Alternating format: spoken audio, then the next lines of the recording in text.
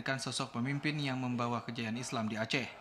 Menurut Koordinator Zikir dan Doa Abi Ahmad Junaidi mengatakan, selain jamaah asal kota Banda Aceh dan Aceh Besar, jamaah yang hadir juga berasal dari sejumlah kabupaten kota di Aceh yang tergabung dalam Majelis Zikir MPTT atau Ratib Seribe.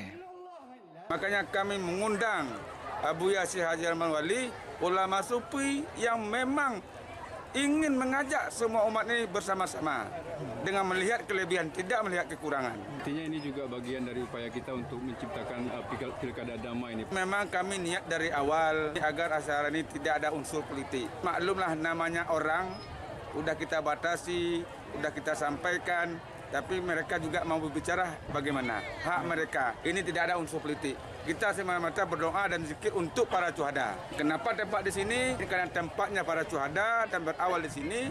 Kami hanya minta bantu dan dukungan kepada Bang Mualim, kebetulan beliau sebagai Panglima Agam.